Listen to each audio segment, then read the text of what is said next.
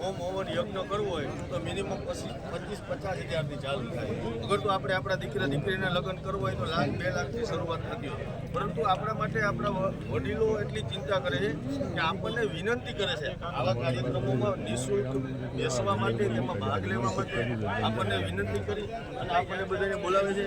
પરંતુ ખાસ આપણે એમ કહેવાય કે મા લીરબાઈ આપણા બધા જની માં, અને એના માવતરના ઋણમાંથી, માના ઋણમાંથી આપણે ક્યારેય મુક્ત ના થાય.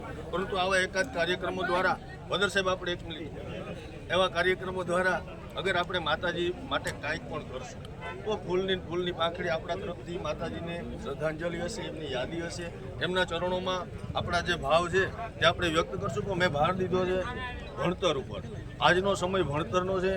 આપણે ભણશું, શિક્ષણ હશે તો જ માણસ આગળ વધશે. અને એનો દાખલા રૂપી જો મારે કંઈ કહેવું હોય તો વદર સાહેબથી વિશેષ કાંઈ ના હોય. સાહેબ તમને સાંભળ્યા છે થોડીક વાર પહેલાં, પ્રથમ વખત મળવાનું થયું છે, પરંતુ ખૂબ આનંદ થયો છે. ખૂબ ઘણું બધું યુવાનોને ખાસ કરીને કંઈક જાણવાનું મળે એવું તમે વાતચીત કરો છો. પ્રવચનમાં કીધું એમ પહેલું સુખ, પછી શાંતિ અને પછી સમૃદ્ધિ. એટલે પહેલાં સુખની પ્રાર્થના કરજો, પછી શાંતિની પ્રાર્થના કરજો અને પછી સમૃદ્ધિની વાત કરજો.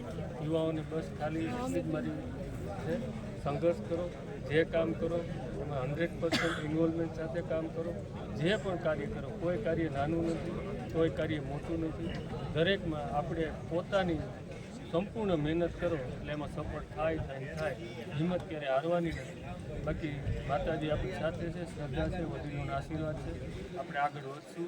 સફળતા નિષ્ફળતાને ભૂલી જાઓ અને આગળ વધો. પરિશ્રમ કરો, પરિશ્રમનો વિકલ્પ કરો. ફરી વખત કે મારી વાત.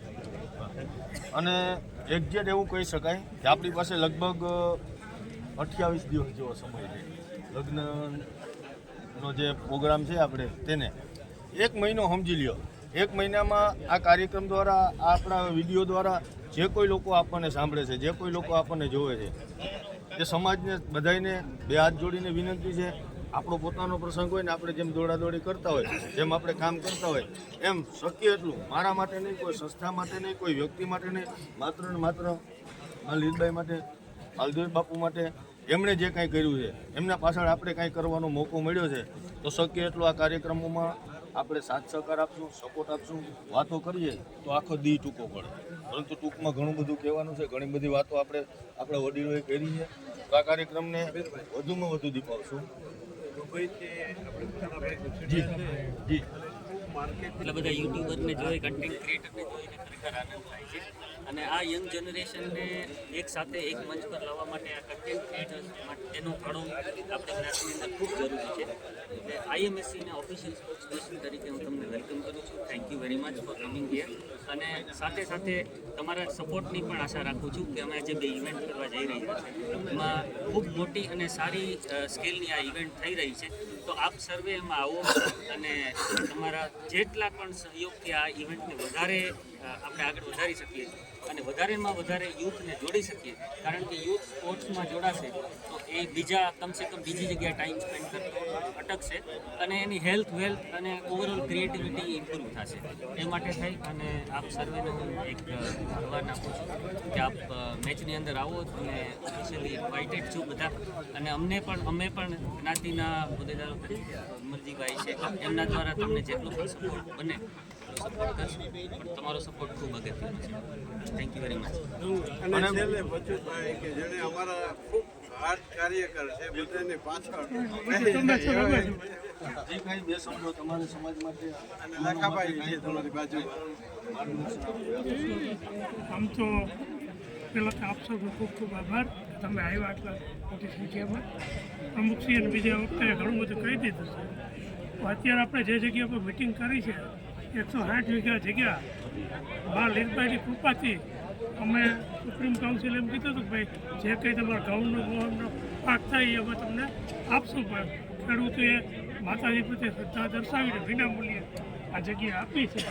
એટલે એ આપણી માતાજીને આપણા પર બહુ અસીમ કૃપા કહેવાય. અને આ કાર્યક્રમમાં બધા આપ સૌ પ્રતાપભાઈ કે જે ક્રિકેટના ઇવેન્ટમાં આવો બધા અને પ્રચાર કરો અને આ ઇવેન્ટને પણ લોકો સુધી પહોંચાડો.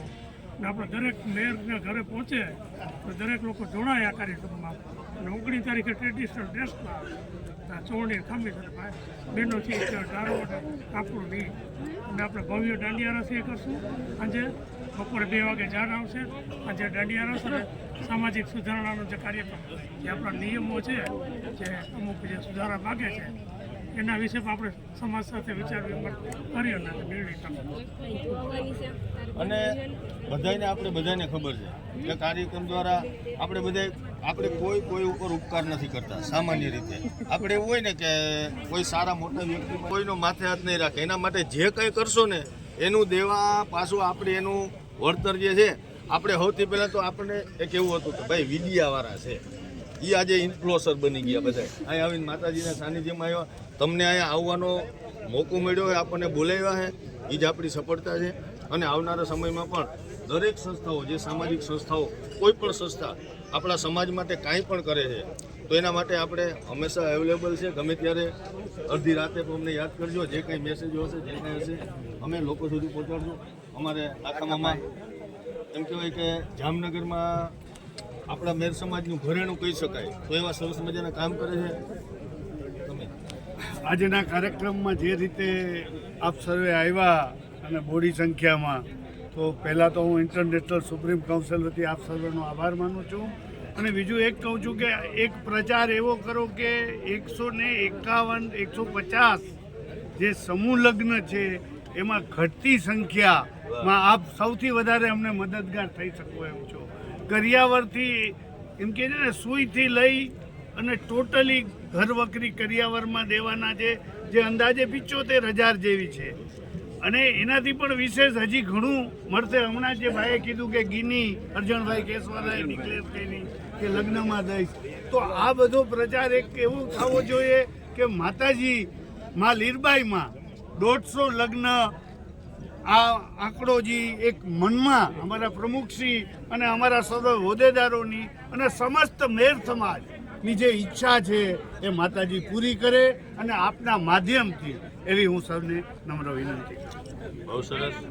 તો આ કાર્યક્રમોમાં આપણે સહભાગી થતા રહીએ અને સમાજને ખાસ કરીને આવા જે એમ કહેવાય કે આવા લગ્નોના જે પ્રસંગો છે એમાં આપણે બધાએ શક્ય એટલા આપણા દીકરા દીકરી ભલે નાના હોય, આપણા ભત્રીજાના લગ્ન હોય, આપણી ભાણેજના લગ્ન હોય, આપણા સગાવાલાઓમાં કોઈના લગ્ન હોય, એને ઘરે જઈ એને આપણે સમજાવીએ, દેખાવથી થોડાક આપણે બહાર આવીએ અને આવા લગ્નોમાં આપણે એમના ઉપર ઉપકાર કરીએ એવું લાગે છે મને. તો આમાં ભાગ લઈ ખરેખર ફાયદા આપણા છે, પરંતુ આપણે આગેવાનોના ઉપર એમ કહેવાય કે જાણે એ આપણને મહેમાનની જેમ આગ્રહ કરે છે. તો આવા કાર્યક્રમોમાં લાભ લઈએ. ફરી પાછા મળતા રહેશું આવા કોઈ હેતુ સાથે, આવા કોઈ મુદ્દા સાથે. ત્યાં સુધી જય હિન્દ, જય ભારત, જય માતાજી.